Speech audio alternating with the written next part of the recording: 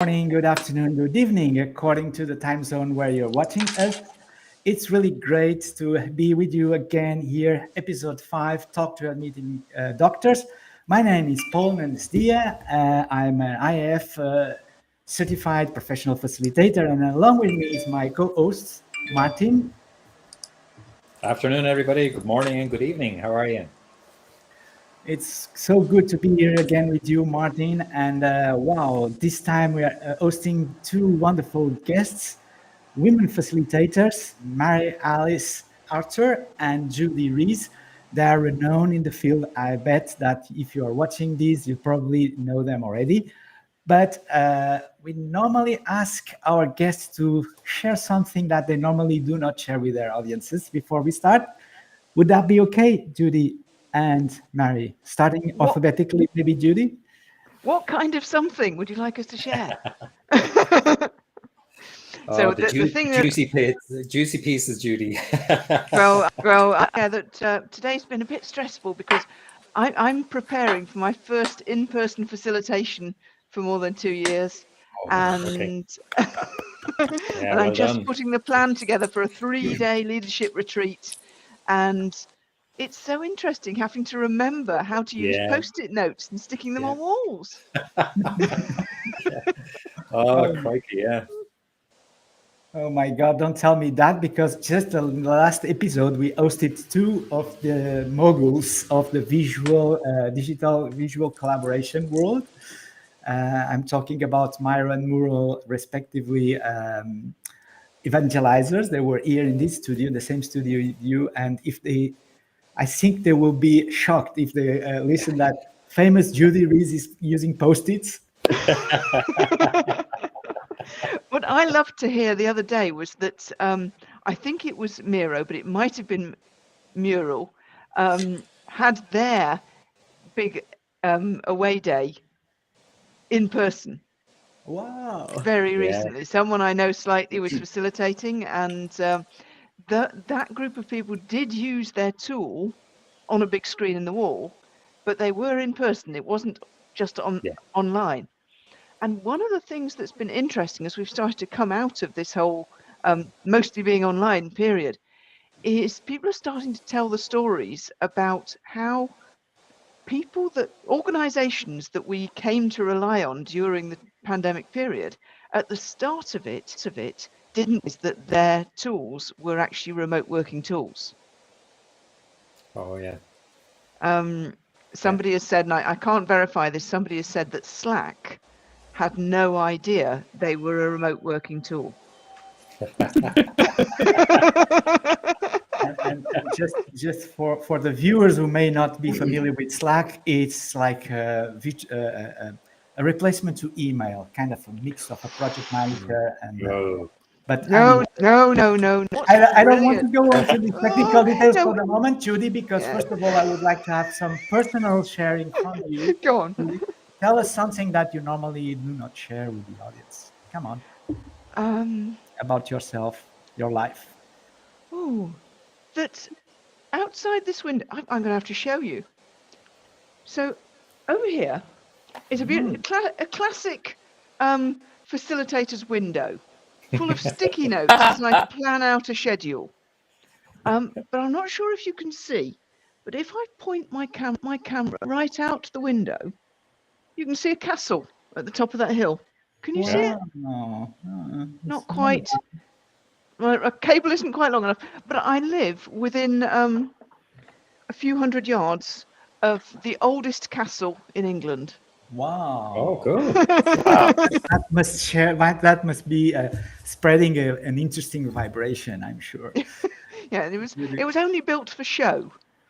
When the Normans invaded, they built all their English castles. They built them on hills in towns to frighten the locals. Oh, okay. Got it. I mean, I but think you're no longer frightened, I hope, of the castle. No. Well, if you walk around the bottom of it, you're slightly frightened that a stone is going to fall off the top. Judy, thank you so much for this sharing. And how about you, Mary Alice? Well, I can empathize with Judy because I had my first in-person work last week. I was at the Europarks conference, and I saw that on Fortunately, LinkedIn. Yeah, I yeah, saw that. fortunately, I was like, oh, folks, I'm back in person. It's so amazing. But fortunately for me, I had a wedding the week before, and I had signed up to be one of the wedding speakers, and that enabled me to try out whether I still had the nous to actually to speak into the space, because I'm used to being able to do that. And that worked okay. I was nervous, but it worked okay. So that was my icebreaker for working in person after 2+ years. So the little thing that most people don't know about me is that I had my first and last cup of coffee in December 1983. First and last. Yes. Whoa. So Okay. people ask me, what do I do for stimulants? And I'm like, I'm kind of low on stimulants, actually. So I need help in that regard if anybody would like to write me some meeting notes on it. Because I don't drink coffee, and I'm not really a hot drinks person. So it's kind of interesting. Everybody, Whoa. and I've often wondered, if coffee, cigarettes, Coca-Cola, and other such things disappeared from the world, would it grind to a halt? Would we be unable to meet together? Or So we, that's or kind we of might secretly. crush up some other herb and get an infusion from something else. That's I'm how sure we'd nature figure out works, isn't something it? else. Yes. Oh, geez. That's amazing. Really, thank you so much for these personal shares. And I think that we are now well in the show now, Martin, for you to start a more in-depth question that I'm sure you must have some. Yeah, I was intrigued by when Paul, when you unearthed this particular theme or this particular topic, and I suppose we could characterize it in many different ways, but the female facilitator and what they might bring as being more conducive to facilitation, better equipped to facilitate, and that whole theme, I was intrigued because I certainly have my own experiences of dealing with female business leaders, and universally in my experience, that's all been extremely positive, for a whole variety of reasons. But I'm really interested to hear about Mary Alice's and Judy's experiences of facilitation, and then your views on the female facilitator versus the male facilitator, and what you might bring different to that party. Good question. Any thoughts, guys? Well, I found myself kind of wondering, have I ever actually asked myself this question? And I've also noticed that when I go to sessions where people are in conversation, especially when it's more a personal topic or more an edgy topic, there seem to be more women in the room, interestingly enough, just even in the seats. Yeah. So I'm here in Slovenia, and I'm staying with a fellow facilitator. So I, of course, turned to her and asked her, what do you think? Which was interesting. And she said what she's noticed, and I've noticed this about myself too, that I have the ability, and I don't think it's based on multitasking necessarily, but the ability to track a variety of things at the same time. So I'm tracking what's happening in the space. I'm looking at how the space is held and where things are in space and how people are being cared for and how the space is actually impacting how much we can collaborate well together. So if people leave stuff all over the space, or it's not kind of conducively arranged, that's something I really notice quickly. And while people are working, I move to impact that. And I've noticed that on other female facilitators too. It's like we have a kind of an up volume on caring. Are the people cared for well, so that any barrier is removed for them meeting well? And I'm wondering if that is not necessarily a woman thing, but a feminine aspect thing, and feminine being, in both men and women.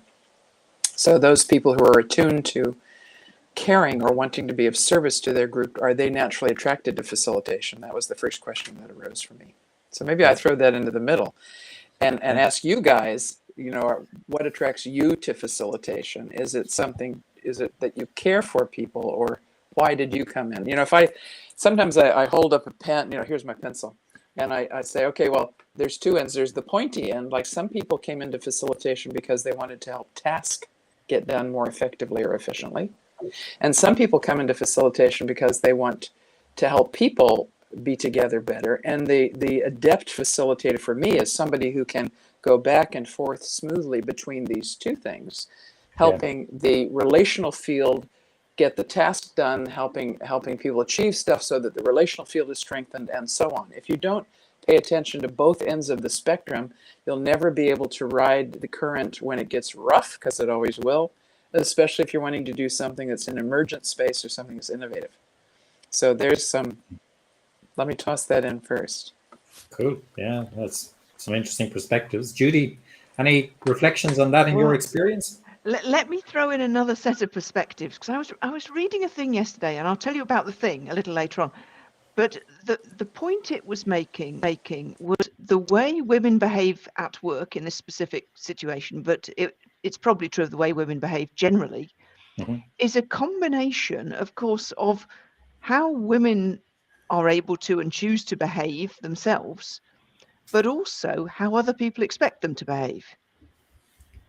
Yeah.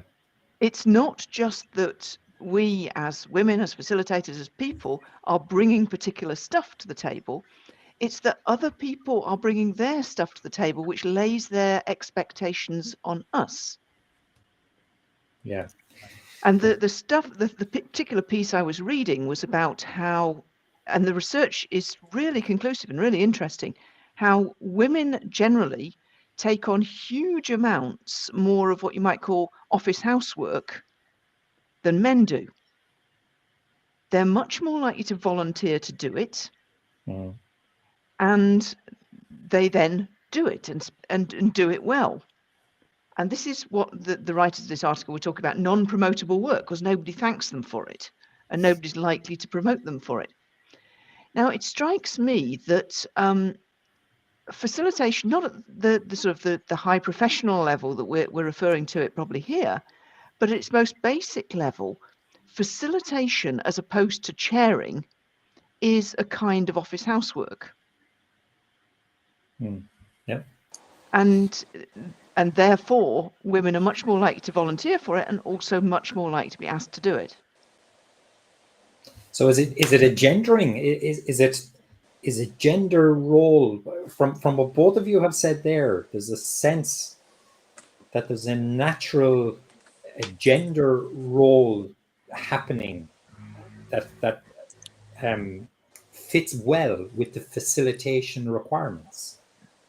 Ergo, I think that's true, and I think I want to just underscore what Judy said. You know, I think about the Lao Tzu quote: the best leader is the one where the people say we did it ourselves. So if I'm actually doing, for me, if I'm doing my work really, really effectively, people feel like they did it themselves, but then I become to some extent invisible. So it's difficult for people to see the mastery it demands to hold good space, to really, you know, somebody came up to me during Europarks and said, "Are you always this calm?" And I thought, I don't know if I think of myself as a calm person.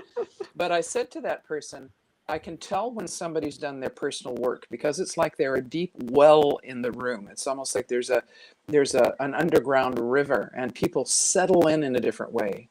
If I'm bringing my energy well to a space, people feel held and they feel safer, and often I have the response, "Wow, I never expected people to share so personally, and we're only in the opening round." And by that, I know I've done enough of my own personal work. So on one level, I think women are really great at doing this. It's not about me. So our level of achievement maybe is not so much on the male level of success. You know, I've got to have done this many clients or earned that much money, or, you know, like, have I served the people well? There's something in the quality and tone of it that's slightly different. And that might be because women are naturally better at that, but it also might be just because we've been culturally taught to be like that, Yes. or because our expectations in the moment are like that. It doesn't necessarily mean that it's going to be like that for all time. yeah. But right now it seems like it is like that. Yeah, because does that not immediately bring us to the nature versus nurture question? So in other words, if we take facilitation as a natural skill or a natural disposition that people have, they recognize that they have that disposition or skill, and they just naturally gravitate into scenarios that use that skill, versus the trained facilitators, the people who find themselves, I like the idea of that, I get the ABCDs of how to do it, and then I can mechanically go and do it. So does it throw up that sort of discussion about nature versus nurture? For me, the big challenge to the question of it being something innate is the fact that, well, I don't know any young facilitators.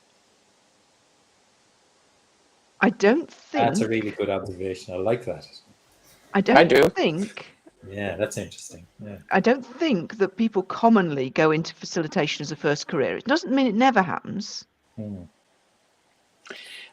me, it depends. Like I'm part of a larger practicing community, so the Art of Hosting Network has a lot of young people in it, and these are people who are active in community, social activists, social entrepreneurs, those kind of people, and they are younger people, and they see the value of being able to host and harvest conversations that matter, and so they're hungry for those kind of skills. So I've been really fortunate to have been asked to work alongside younger people and support them in learning those kind of skills. So I think it depends on where you're working and with whom you're working, and to some extent also how you're working. So there's a difference for me between a facilitator who kind of does the edge of training and wants to be a performance person, like I'm telling the stories, I'm in the front of the room, I'm guiding the process, to somebody like me who's more interested in emergence. And if I'm interested in emergence, I have to shut up at some point in time and hold the space for it to happen, and really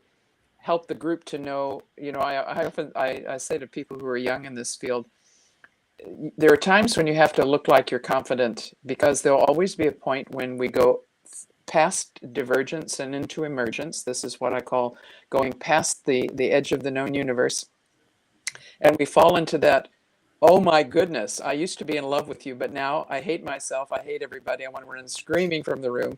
This is the moment when I have to look like we're going to make it, because somebody will look at me like, I don't know if we're going to make it. My job is to look like we're going to make it. I was like, I have to kind of go, nope, we're in the grown zone, folks. It's okay. We're going to make it. This is a natural part of the process.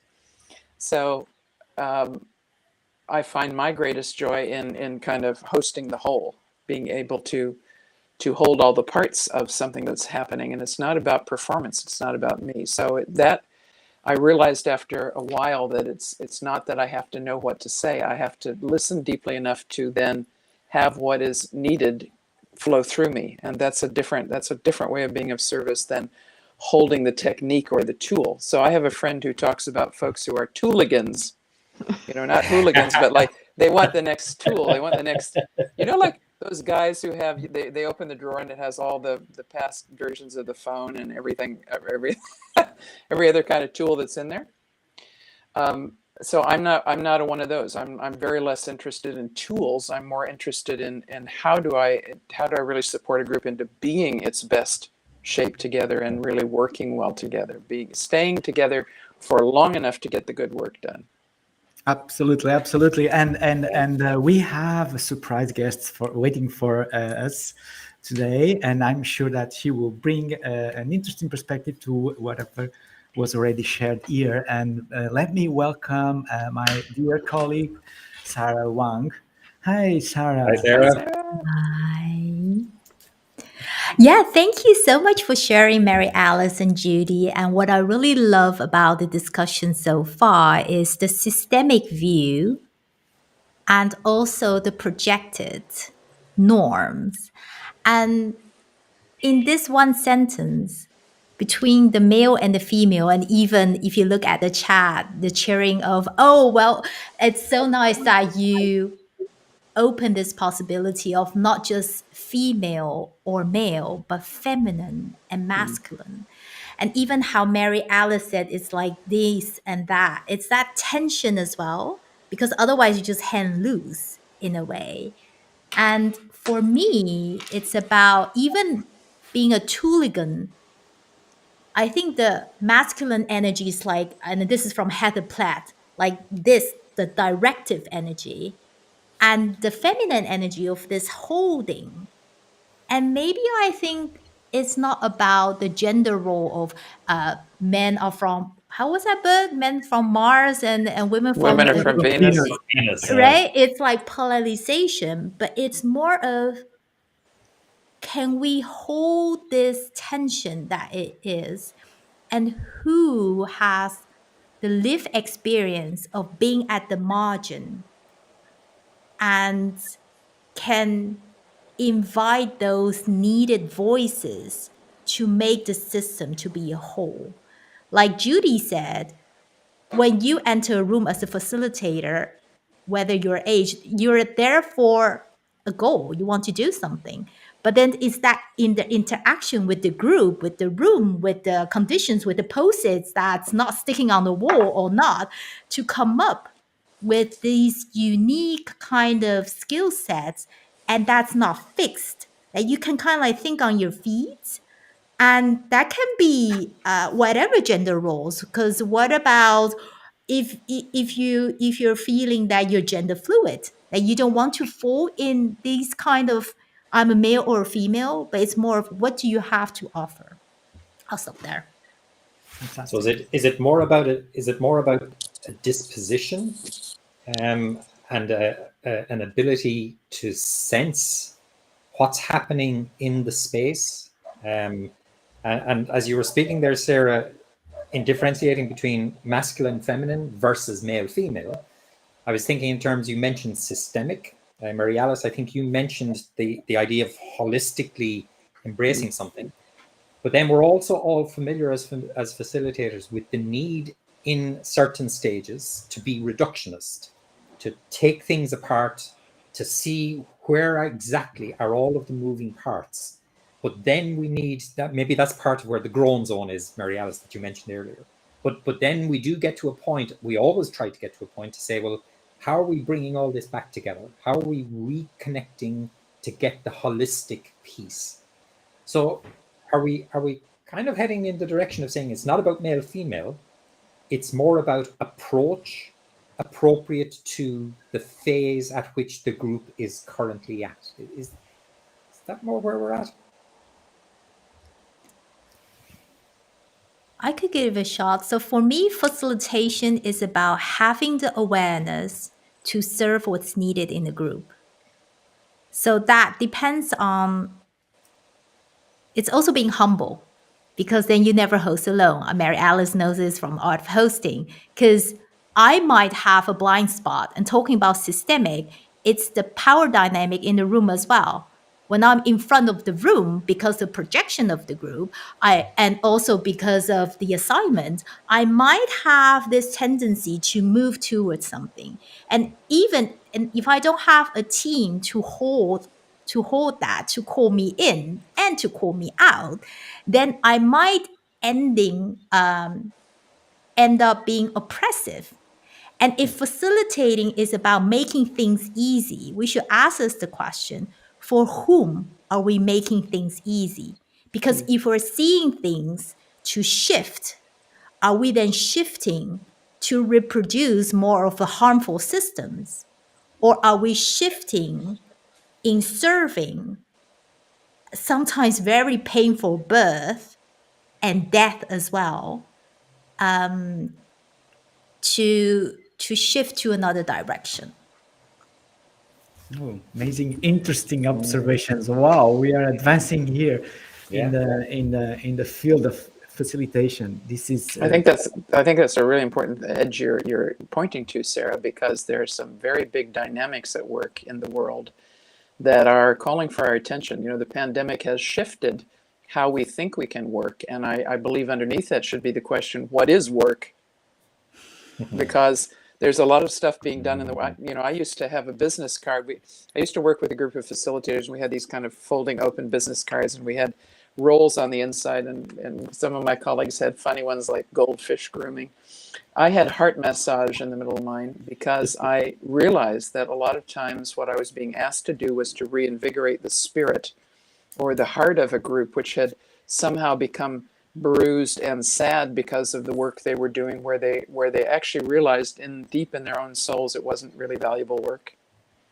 So we've come to that moment where people are asking themselves, what is mine to do? So that's one thing. Yeah. Is this work nourishing? Is this work sustainable? Is this work serving the people and planet? And what is mine to do? So that's one thing. Then there's that whole rise of trauma. So that we need to become more trauma informed, and that we need to realize trauma is always entering the room with all the people who are coming. And it's not just about barreling through the task, but there's some things that really need attention. That's number 2. And number 3 is a whole question about, who are we asking to do the work and why? So this challenge about people of color, especially, that's a big topic in the United States, but it is other places as well. Whenever we call them the minority, but actually they're the majority of people in the world are people of color. The white people are actually the minority, but systems are set up in a certain way that it serves a certain part of the population, and everybody else is being asked to do the work all the time. And that cannot stay like that. That's got to shift too. So this causes all of us who are serving groups to need to become much more aware and look at our own learning and our own finesse and doing our own work, so that we can actually be helpful when we're in situations that might become edgy, and uncomfortable doesn't equal unsafe. Yeah. So it's an interesting conversation to have with people. What are they expecting? And I don't know about you, but I've been in those situations where I've been hired to do a job and realized that what the person who hired me wanted is diametrically opposed to what the group needs. And that puts me in a dilemma, because my heart tells me I should be serving the group. So I'd love to hear some perspectives on how you deal with that, because I think it's out there for us as a field. Absolutely, and I would like also to acknowledge our viewers who are sharing also their comments, and dear guests here in the studio, you can watch on the chat tab some of the comments that we are receiving from dear colleagues. Mike Clarko is asking also about the difference between facilitators and facilitative leaders. So in my humble view, I think that a facilitator is effective whenever he or he is hired by a facilitative leader. If there's this value sharing on participation between client and facilitator, you will not be having that dilemma, Maria-Alice, right? But on the other hand, I understand that can be tricky. Yeah. Judy, do you have any thoughts or reflections on the last 5 or 10 minutes? Well, I got distracted by this thought about the comparing facilitators and facilitative leaders, and back to thinking about men and women and all of that. And thinking about people who regard themselves as facilitators, that's their full-time job, and people who do facilitation as part of another job, or as part of a piece of voluntary work they do. So I was thinking about people I know who are in that kind of activist kind of world, where they will be facilitating as part of a voluntary role. They're not there as full-time facilitators out there for hire with a clear leader saying we've got to do this. And for me, I think that the field of facilitation needs to encompass not just the full-time freelance facilitator, but also the facilitative leader, the volunteer facilitator, the person who does it as a part of that role. And I think that's where it really gets interesting in, where are women choosing and chosen to be engaged? And is that the same or different to where men are choosing or being chosen to be engaged? I don't have answers, but I do have lots of questions about it in my mind.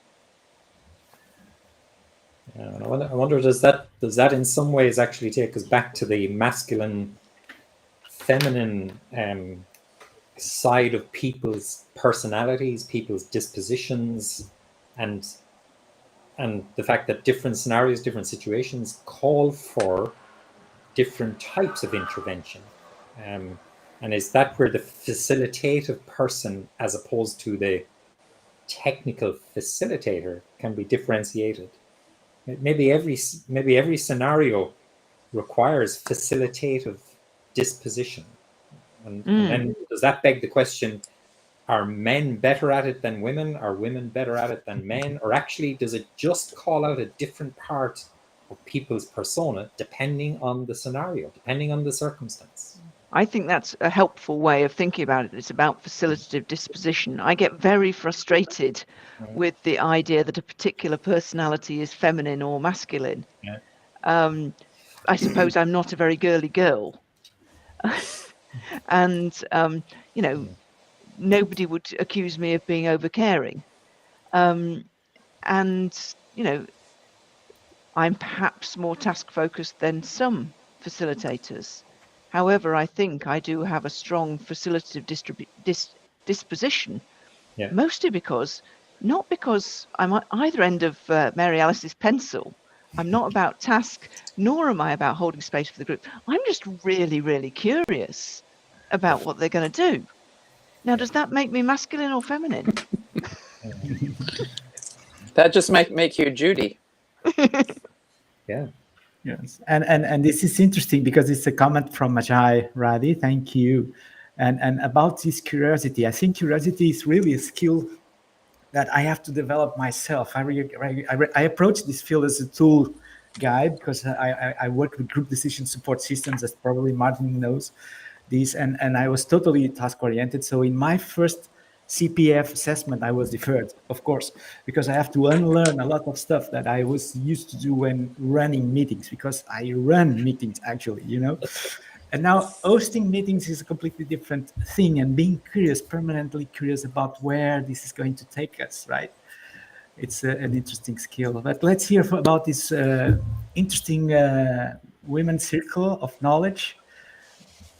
More views here to be shared on, and any comments on this comment by Ajay that facilitation is not making it easy.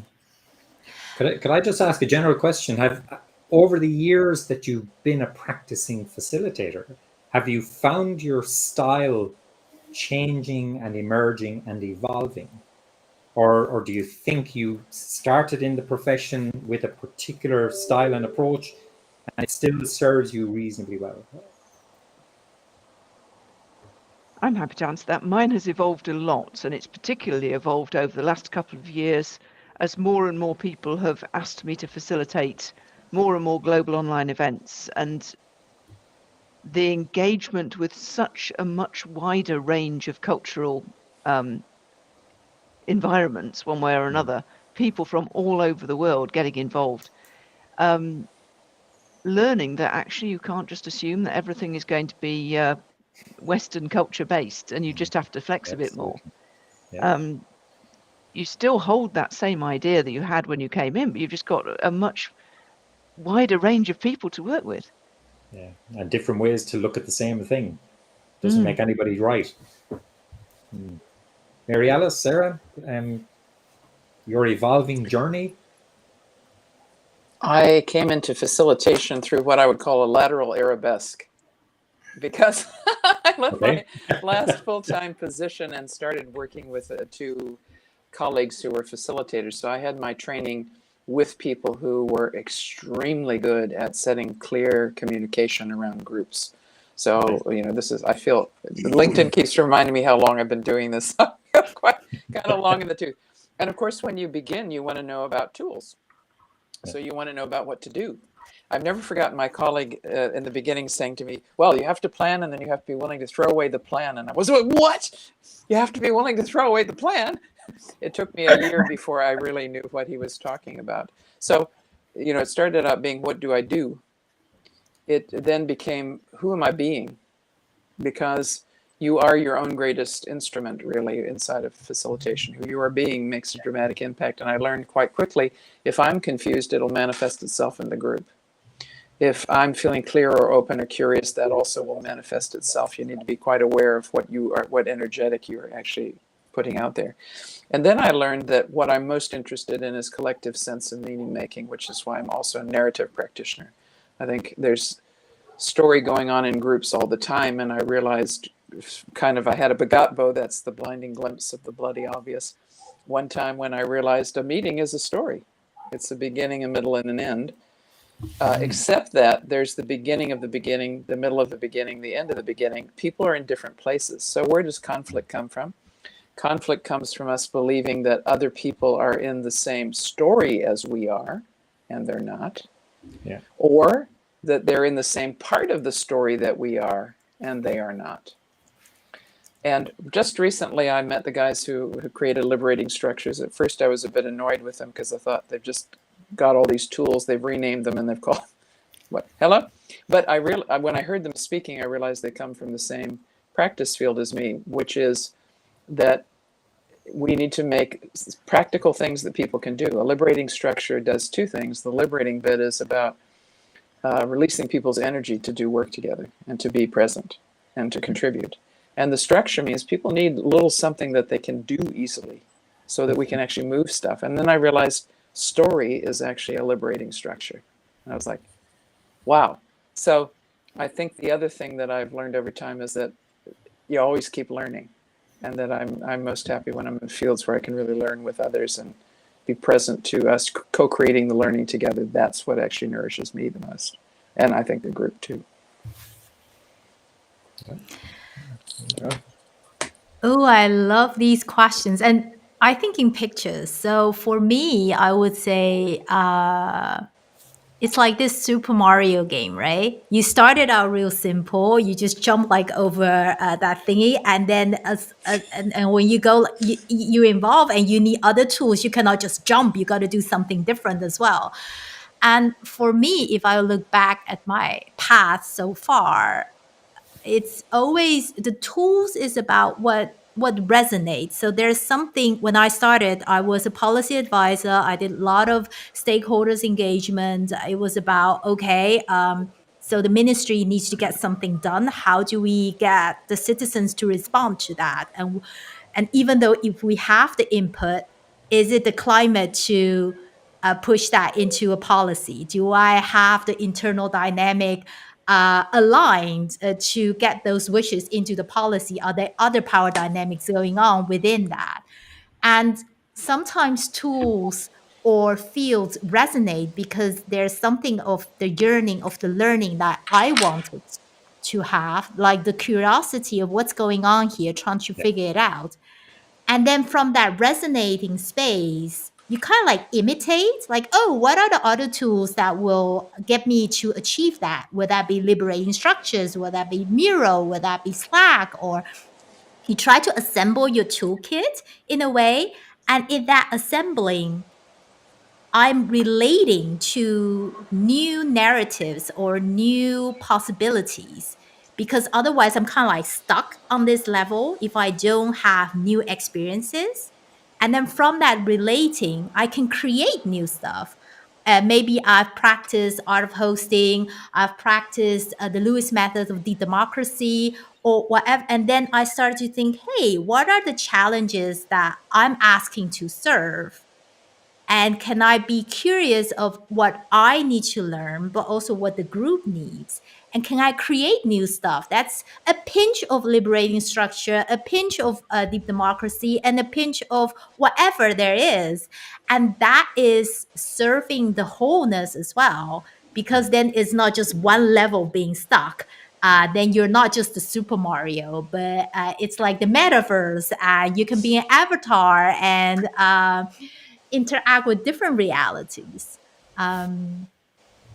So yeah, it's the willingness, not even just ability, but the willingness to let go and to let come, and staying humble in, even though I'm considered an expert, I can always learn. Oh, Absolutely, absolutely. Let me bring here a little taste of social psychology, because we know that little kids in school behave differently according to if they are boys or girls. And we all know that boys have certain kind of ways of playing which are more aggressive, more assertive in nature, and girls are perhaps more, they have more empathy, and they have this, and scientists think that this could be genetically derived because of the differences we have on the XY chromosome. We all know about this, right? So I'm now thinking about, could be that there will be genetic behavioral determinants in women in that make them more effective as facilitators. Like, for instance, we all know women are more curious than men genetically, or is this a stereotype? we all know that women share more and are more sharing among themselves, so they will share more tools and become more skilled in facilitation because they share better than men, or are more less prone to sharing with others. Throwing this to the conversation. Are we back to the male female binary versus the masculine feminine binary?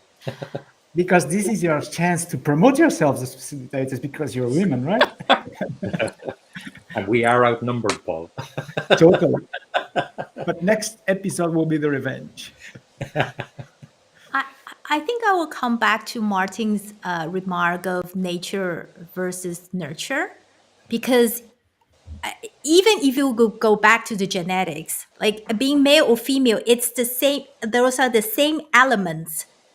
Even the uterus or the penis, it's like those are the same. They just look differently. But how do you interact with the system?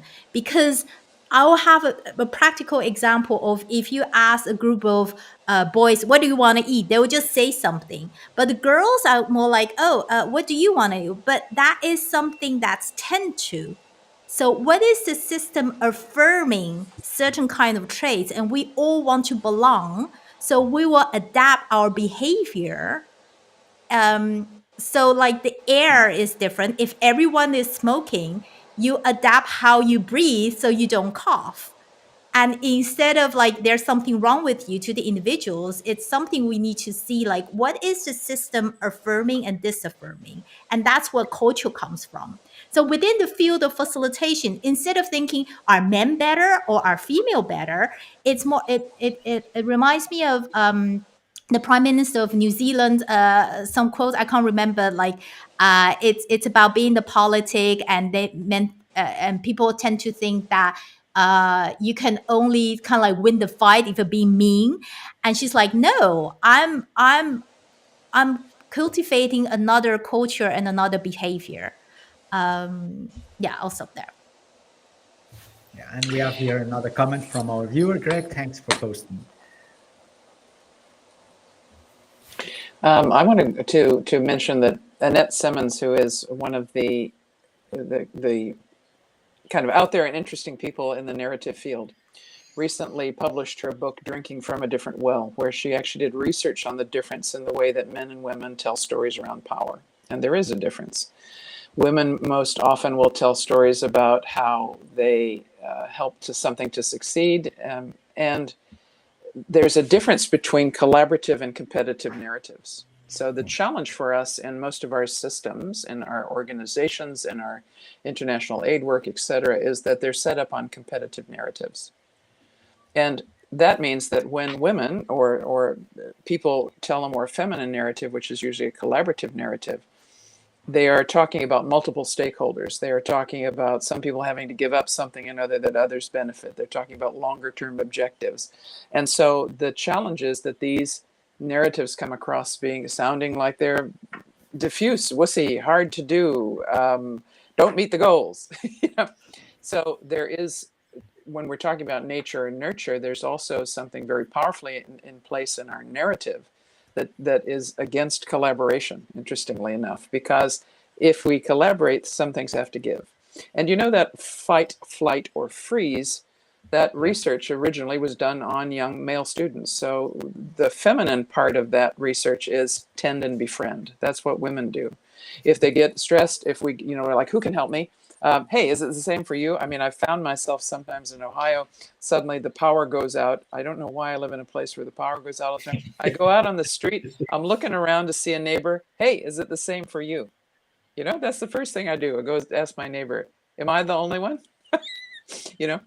So it's interesting that I think some of our orientations have come from millennia of roles that we've taken in order to help the human species survive. And we've needed to do that, and it's interesting to do it. So they're often men quite directive to the goal that they want to have, to almost to the exclusion of other things. There's a millennia worth of hunter there, and women have been the gatherers and taking care of children. So we have the ability to look around and see multiple things happening and say what's useful in there, what's useful in there. And I remember Anita Roddick in her book, Business as Unusual, saying, You know that women make good negotiators because they're the ones that have to divide the single piece of chocolate between the two warring children. And they have to keep doing that.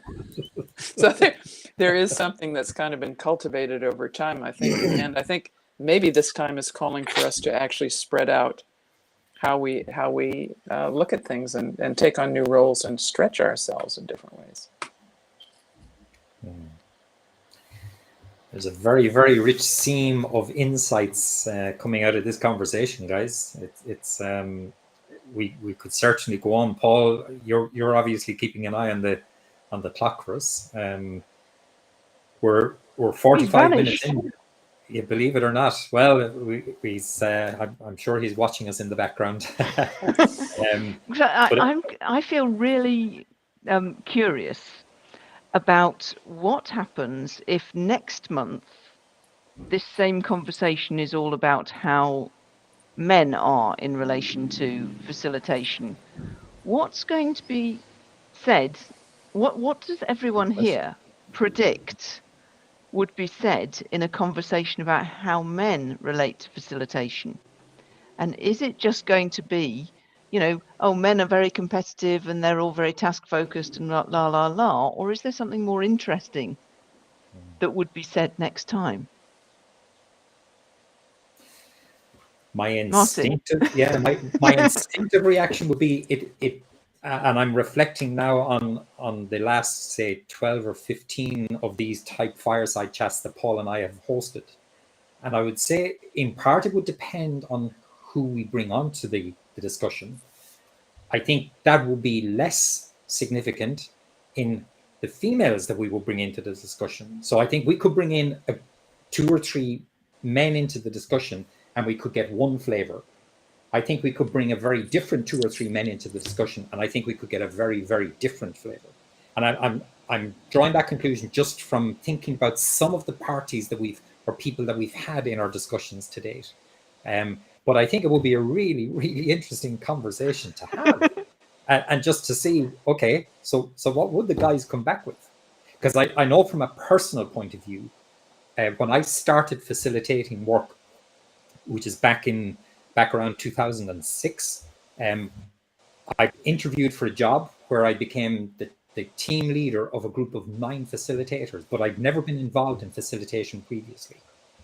And when I reflect on how I've changed and how my interaction in groups and so on has changed radically between my first career pre-2006 and my experience in a very short period of time with a group of 9 people, only 3 of whom were male. We had 6 female facilitators and we had 3 male facilitators. And there was a significant difference in approach, in style, in empathy between the males and the females. As a team of 10 people, I think we brought a lot of balance to the package. And I'm very conscious that, Mary Alice, you mentioned that you work as part of a group. Sarah, you mentioned specifically about being a co-facilitator and that different co-facilitators will bring us back from wherever our own personal inclinations want to take us. So there is something in my mind about there is no right or wrong here. There is no male or female. I love your analogy, Mary Alice, of the pencil. There's a blunt end, there's a pointy end, but there's a spectrum to taper between those 2 ends. And facilitation for me is really like that you go into the space and you don't know the group necessarily, you don't know the history, don't know the personalities, don't know the backstories. You try to work with it, whether it's on a single workshop or over a period of a number of workshops. And then ultimately, you're trying to help the group to find a common outcome, a common space. But then mindful of the fact that, well, even when we're finished at facilitation, the group will carry on, the organization will carry on. Do they all go back to doing it as they previously did? Was this just an interlude? Was this just a happy clappy, the leader trying to look like they're facilitated, but actually really they're just box ticking?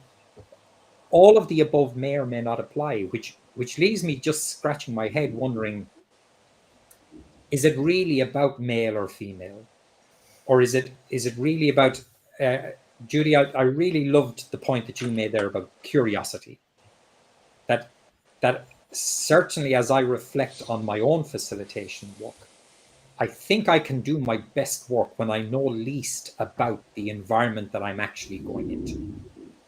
Because then you have no choice but to be curious. And by being curious, you kind of draw out of people that which they may not have necessarily wanted to have drawn out of them. But in your innocence as the facilitator, you go, well, guys, I don't know, but help me out here.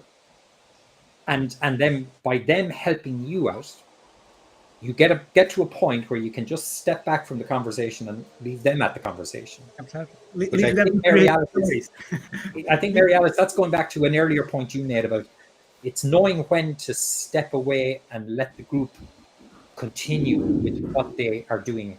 But then we get to the point of wondering, when do I need to step back in? And that comes back then to this awareness, this holistic awareness, which I think, Sarah, is something that you sounded quite passionate about. That how to have the antennae tuned to knowing when we need to be reductionist and we need to hear the separate voices. But then there's a time when there's a need to bring it all back together again, and we need to leave the group whole and better than when we started with them in that facilitated role. Now that's, Paul, we normally do maybe a little bit more. That was your usual reflection, summary, yeah. Yeah, but I really admire. I only know in my professional life 2 or 3 persons like you that do it so well.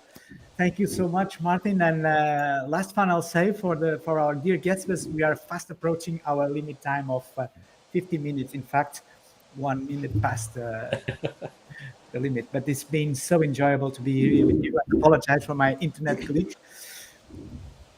Over to you, ladies. Last final words from the key takeaway, I would say, whatever you like to share as we say goodbye to our dear participants, which I also thank for watching us and in-depth comments that we have received here. Thank you so much. I'm going to say 3 cheers for curiosity. Thanks for having me. I love it.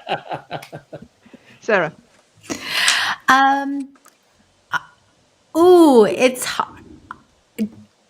It's like choosing between the in-breath or the out-breath. It's both, and it's the flow. Thank you. I think I'm leaving. I think curiosity is a strong thread here, and I think we're on that cusp of great change. You can kind of feel it in the undertow, as we say. The new story isn't quite here yet, and the old one isn't quite going, and so we're in that in between.